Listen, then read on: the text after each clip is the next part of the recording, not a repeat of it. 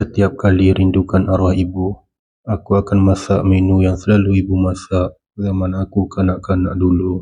Hari ini aku cuba masak sayur air yang pernah ibu buat dulu. Masakan ini tidaklah mewah, tapi penuh dengan kenangan. Tak ada hiasan cantik, tak ada warna-warni, tapi ada rasa yang buat dada ini jadi sebab. Rasanya tak mungkin akan sama kerana air tangan seorang ibu tak mampu untuk ditiru oleh sesiapa. Tapi setiap kali sayur ini mendidih di atas dapur, bau dia membawa aku balik ke suatu masa dahulu. Untuk buat menu ini, mula-mula kena asingkan isi ikan mentah dari tulangnya.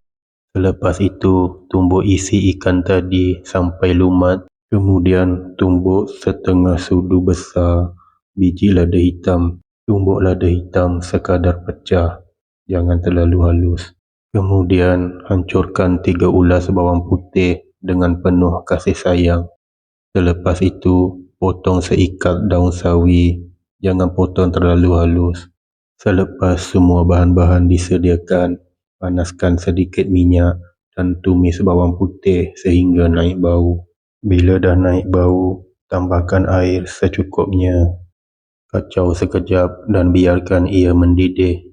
Bila sudah mendidih, basahkan kedua tapak tangan dan bulatkan isi ikan tadi menjadi seperti berbola ikan dan masukkan ke dalam sup yang mendidih tadi. Buatlah sampai isi ikan tadi habis. Bila berbola ikan sudah mula timbul, masukkan lada hitam yang ditumbuk tadi, diikuti dengan fucuk dan juga suhun.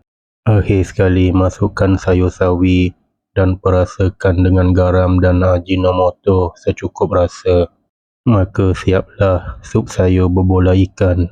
Masakan ini mungkin nampak biasa, tidak mewah, tapi ada rasa yang tak pernah hilang. Ada tangan yang aku rindu dan tak akan masak untuk aku lagi sampai bila-bila. Mohon komen, masakan apa yang paling korang rindu?